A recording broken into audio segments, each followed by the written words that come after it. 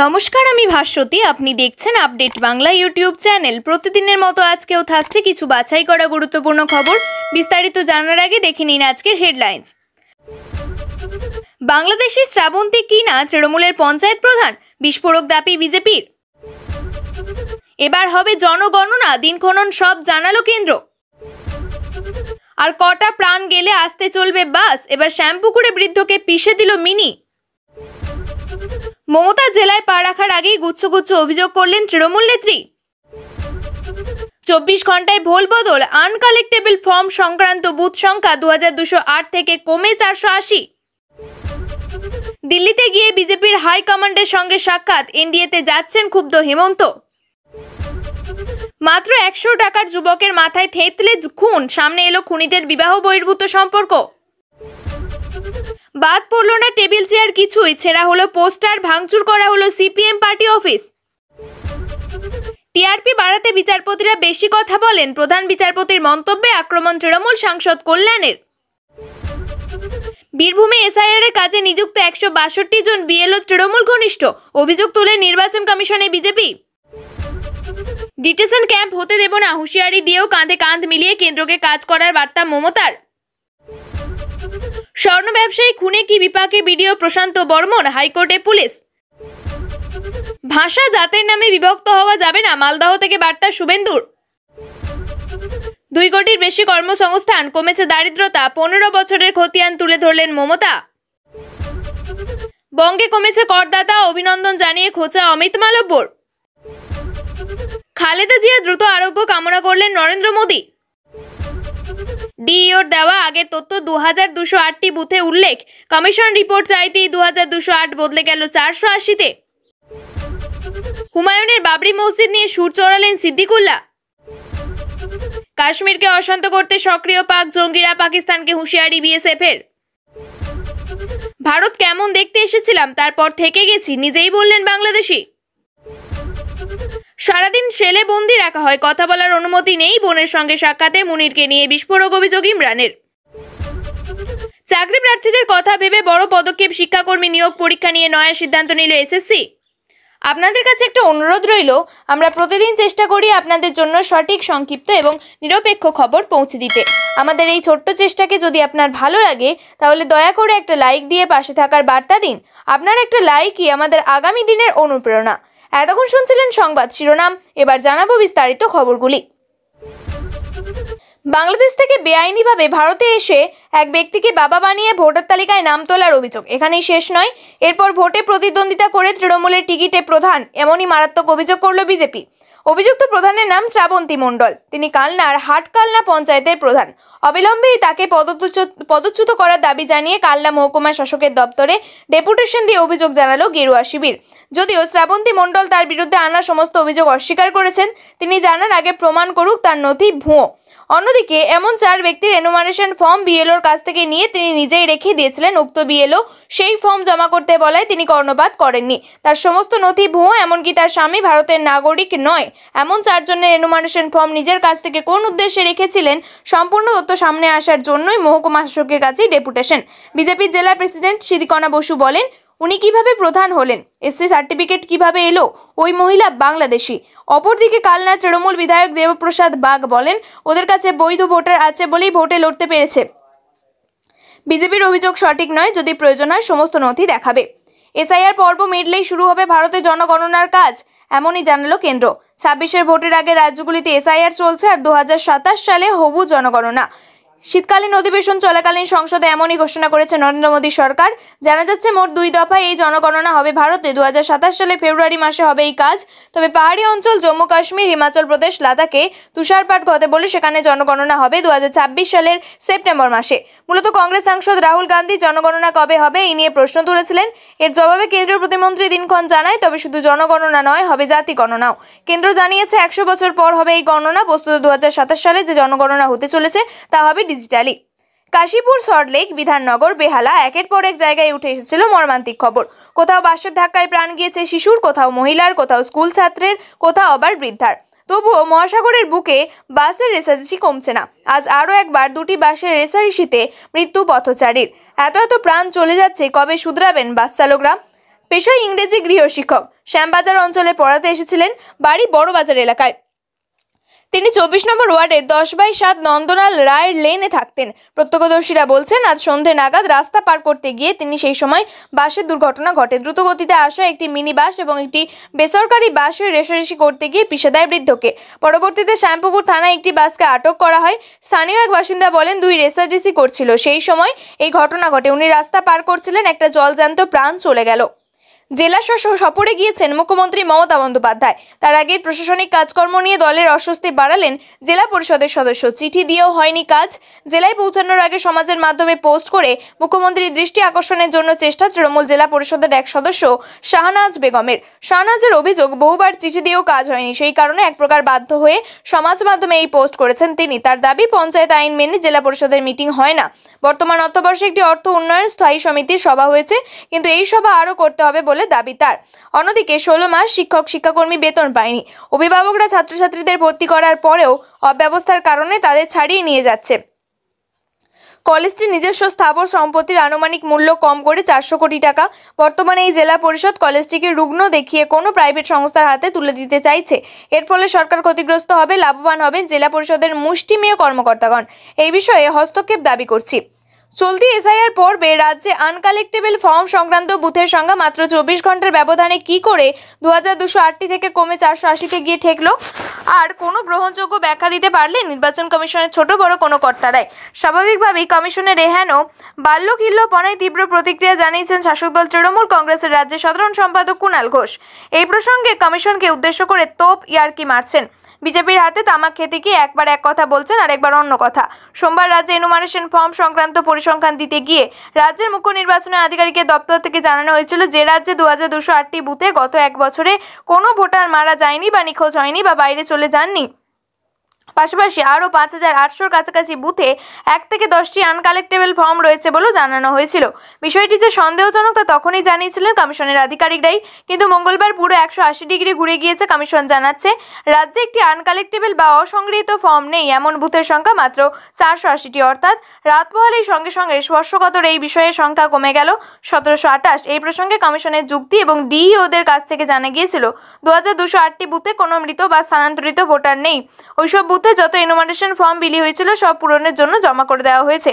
এই কথা জানার পরেই সোমবার ওই সমস্ত জেলা থেকে রিপোর্ট চাওয়া হয়। কমিশন সূত্রে খবর, মঙ্গলবার ওই সংক্রান্ত রিপোর্ট সামনে এসেছে। এসআইআর এর মতো প্রক্রিয়া নিয়ে কমিশনের হাতে এহেন তুগলকি কাণ্ড কারখানায় সমালোচনা করে কুণাল বলেন, জাতীয় নির্বাচন কমিশন ছেলে খেলা করছে নাকি? একবার বলছে 2000, একবার বলছে 400। এসআইআর প্রক্রিয়ার শুরু থেকে আপনাদের একের পর এক অদূরদর্শী, অপরিকল্পিত তৃণমূল কংগ্রেস স্ট্যান্ড পরিষ্কার। এবার এনডিএতে যাচ্ছেন হেমন্ত সোরেন, এমনটাই শোনা যাচ্ছে রাজনৈতিক মহলে কান পাতলে। সূত্রের খবর, সম্প্রতি স্ত্রী কল্পনাকে সঙ্গে নিয়ে বিজেপির এক শীর্ষ নেতার সঙ্গে দেখা করেছেন হেমন্ত। বিহার নির্বাচনের মহাগঠবন্ধনের ভরাডুবির মধ্যেই নাকি সেই সাক্ষাৎ হয়েছে। তারপর থেকেই জল্পনা চলছে, হাত ছেড়ে এবার কি এনডিএতে নাম লেখাবেন ঝাড়খণ্ডের মুখ্যমন্ত্রী? বেশ কয়েকদিন থেকেই কংগ্রেসকে বিঁধছেন শিবু সোরেন পুত্র। বিহারের বিধানসভা নির্বাচন থেকে সরে দাঁড়ায় হেমন্তের দল ঝাড়খণ্ড মুক্তি মোর্চা। তাদের অভিযোগ, কংগ্রেস এবং আরজেডির রাজনৈতিক ষড়যন্ত্রের শিকার হয়েই তারা এই সিদ্ধান্ত নিতে বাধ্য হয়েছেন। তবে এর যোগ্য জবাব দেওয়া হবে বলে তোপ দেখেছিলেন ঝাড়খণ্ডে কংগ্রেসের জোট সঙ্গী দলটি। সূত্রের খবর, বিহার নির্বাচনে এনডিএর বিপুল সাফল্যের পরে দিল্লিতে পাড়ি দেন হেমন্ত। রাজধানীতে গিয়ে দেখা করেন বিজেপির এক শীর্ষ নেতার সঙ্গে, তবে সেই নেতার নাম জানা যায়নি। সূত্রের খবর, এই সাক্ষাৎ নিছক কুশল বিনিময় নয়।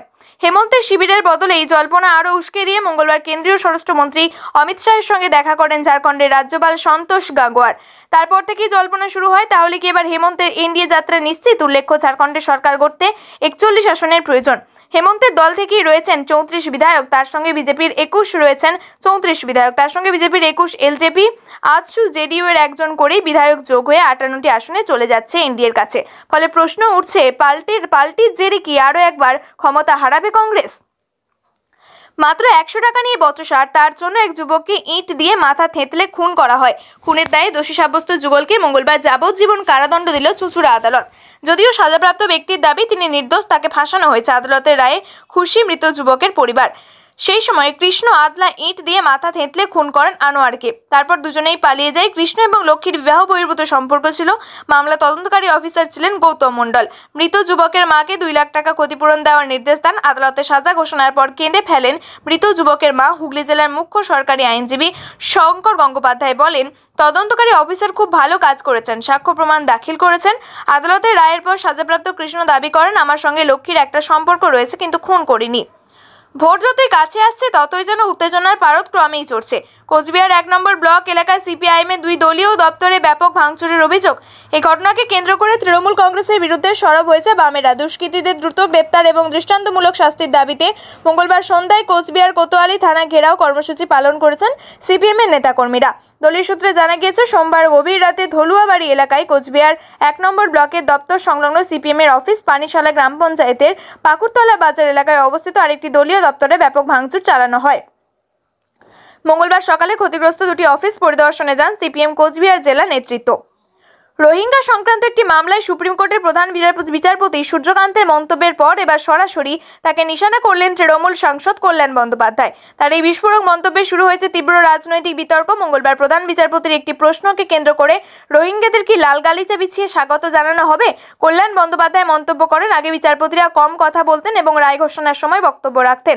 এখন টিআরপি বাড়ানোর জন্য বিচারপতিরা বেশি কথা বলেন, কিন্তু রায় দেয় না। এটাই বড় সমস্যা।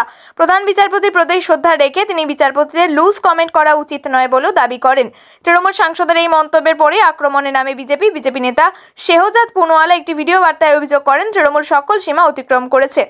অন্যদিকে এই ঘটনায় কেন্দ্রীয় প্রতিষ্ঠান এবং বিচার ব্যবস্থা নিয়ে তৃণমূল এবং বিজেপির মধ্যে রাজনৈতিক সংঘাত নতুন করে তীব্র আকার ধারণ করেছে।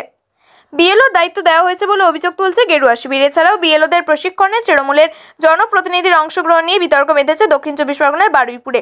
পাল্টা উত্তর দিয়েছে তৃণমূল। শুরু হয়েছে 1 মাসের এনুমারেশন পর্ব। বাড়ি বাড়ি যাবেন বিএলওরা। বিজেপির দাবি, সাঁইথিয়া পুরসভার কর্মী 6 নম্বর ওয়ার্ডের বিএলও সুখেন্দু খাও আদতে তৃণমূল কর্মী। সাঁইথিয়া পুরসভার 2 নম্বর ওয়ার্ডের বিএলও প্রাথমিক শিক্ষক অনিন্দ মিস্ত্রিও আদতে তৃণমূল কর্মী।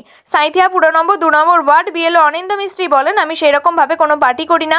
তৃণমূল কংগ্রেস বিএলও এবং ওয়ার্ড সভাপতি অনিমেষ মণ্ডল। আমি 2002 সাল থেকে বিএলও আছি। কেউ আবার বলছেন কোনো দলের প্রতি মানুষের সমর্থন থাকতেই পারে। সাঁইথিয়া পুরসভার 6 নম্বর ওয়ার্ড তৃণমূল কর্মী এবং বিএলও সুখেন্দু খাঁ বলেন, মানুষের সমর্থন থাকতেই পারে। নির্বাচন কমিশন যে দায়িত্ব নিয়েছে তা স্বতঃস্ফূর্তভাবে পালন করা হবে। আমি সরকারি কর্মচারী এবং স্থায়ী কর্মী, তাতে কোনো অসুবিধা নেই। তৃণমূলের মিটিং মিছিলে হাজির থাকা দলের কর্মীকে বিএলওর দায়িত্ব দেওয়া হয়েছে। খোদ বর্ধমান শহরে এই অভিযোগ তুলছে বিজেপি। বর্ধমান পুরসভার 23 নম্বর ওয়ার্ডের রথতলা এলাকার 166 নম্বর বুথে বিএলও ষষ্ঠী কোড়া। সোশ্যাল মিডিয়ায় এই ভিডিও সামনে আসতেই বিজেপির অভিযোগ, ষষ্ঠী কোড়া সক্রিয় তৃণমূল কর্মী। শাসক দলের বুথ এজেন্ট ষষ্ঠী কোড়াকে বিএলও পদ থেকে অপসারণের দাবি জানিয়ে প্রশাসন বিভিন্ন স্তরে অভিযোগ জানিয়েছে বিজেপি। তবে বিএলও এবং পঞ্চায়েত সমিতির তৃণমূল কংগ্রেসের সদস্য ভারতী মাইতি বলেন, আমি অনেকদিন থেকেই বিএলওর কাজ করছি। পঞ্চায়েত সমিতির মেম্বার আমি, বারুইপুর পঞ্চায়েত সমিতি। তৃণমূল সদস্য আমি। বিএলও তৃণমূল পঞ্চায়েত সদস্য শ্রাবণী মণ্ডল বলেন, আমি না করার জন্য এসডিও সাহেবকে আবেদন করেছিলাম। দিচ্ছিলেন উন্নয়নের পাঁচালী। শেষ লগ্নে ফের উঠে এলো সেই এসআইআর প্রসঙ্গ। বাংলায় যে কোনোভাবে ডিটেনশন ক্যাম্প হবে না, তাও বললেন জোর দিয়ে। ফের একবার স্বভাবসিদ্ধ ভঙ্গিতে সুর চড়ালেন কেন্দ্রীয় বঞ্চনার বিরুদ্ধে। পাশাপাশি যুক্তরাষ্ট্রীয় কাঠামো সংবিধানের কথা মনে করিয়ে দিলেন, কাঁধে কাঁধ মিলিয়ে কাজ করার বার্তা। খানিক খোঁচা দিয়ে এদিন কেন্দ্রের উদ্দেশ্য মমতা বলেন, অনেক যন্ত্রণা, অনেক লাঞ্ছনা, অনেক বঞ্চনা সত্ত্বেও কেন্দ্রীয় সরকারকে বলবো অনেক ধন্যবাদ। মানুষ বাংলায় ভালো থাকুক। আমরা যেমন অন্য রাজ্যে নাক গলাই না, তেমনই কেন্দ্র সরকারকে বলবেন এমন কিছু হুলিয়া জারি করবেন না যেটা আগের দিনের ব্রিটিশ শাসকরা করত। সল্টলেকে দত্তাবাদের স্বর্ণ ব্যবসায়ী খুনে অভিযুক্ত তিনি বারাসত আদালত এবং বিধাননগর আদালত থেকে আগাম জামিন পেয়েছেন। এবার জলপাইগুড়ির রাজগঞ্জের বিডিও প্রশান্ত বর্মনের আগাম জামিনের নির্দেশকে চ্যালেঞ্জ করে কলকাতা হাইকোর্টের দ্বারস্থ হলো পুলিশ। রাজগঞ্জের বিডিওর বিরুদ্ধে অভিযোগ, তিনি জাল নথি নিয়ে নিম্ন আদালত থেকে জামিন পেয়েছেন। অন্যদিকে আগাম জামিন মঞ্জুর করে আদালত, এরপর বিধাননগর আদালত থেকেও আগাম জামিন পান। আবার সেই আগাম জামিনকে চ্যালেঞ্জ করতেই কলকাতা হাইকোর্টের দ্বারস্থ হয় পুলিশ। রাজগঞ্জের বিডিওর বিরুদ্ধে বিস্ফোরক অভিযোগ উঠছে, তিনি জাল নথি দিয়ে জামিন পেয়েছেন বলে অভিযোগ।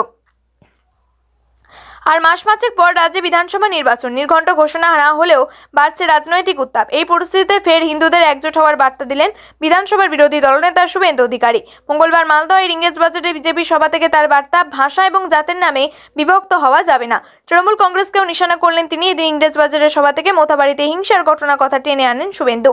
হিন্দুদের একজোট হওয়ার আহ্বান জানিয়ে রাজ্য সরকারকে আক্রমণ করেন। বিরোধী দলনেতা বলেন, হিন্দু সমাজকে ঐক্যবদ্ধ হতে হবে। কেউ বা কারা বলে ধর্ম যার, উৎসব সবার। আর এই রাজ্যে বিরোধী দলনেতার কথা, ধর্ম যার যার তা রক্ষা করার দায়িত্বও তার। আমরা ব্রাহ্মণ, ক্ষত্রিয়, বৈশ্য, শূদ্র জাতের নামে বিভক্ত হয়ে যাই, এর সুযোগ নেয় অন্যরা। 2026-এর শুরুর দিকেই বঙ্গে বিধানসভা নির্বাচন, এদিকে সদ্য শুরু হয়েছে বিশেষ নিবিড় পরিমার্জন।